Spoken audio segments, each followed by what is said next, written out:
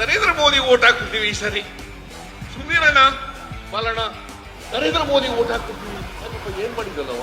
ದೇಶಕ್ಕೆ ಸ್ವಾತಂತ್ರ್ಯ ಬಂದದ್ದು 1947. ಏನ್ ನೆಹರು ದೇಶ ಉಳಿಸ್ಲಿಲ್ವಾ? ಶ್ರೀಮತಿ ಇಂದಿರಾ ಗಾಂಧಿ ದೇಶ ಉಳಿಸ್ಲಿಲ್ವಾ? ರಾಜೀವ್ ಗಾಂಧಿ ದೇಶ ಉಳಿಸ್ಲಿಲ್ವಾ?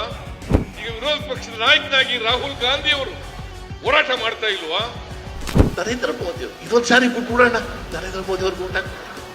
ಇದೊಂದು ಸಾರಿ ಬಿಟ್ಬಿಡೋಣ, ನರೇಂದ್ರ ಮೋದಿ ಓಟ್ ಹಾಕ್ಬಿಡ್ತೀವಿ. ಯಾಕಪ್ಪ ಏನ್ ಮಾಡಿದ್ದಾರೆ ಅಂತ ಹಾಕ್ತೀರಿ?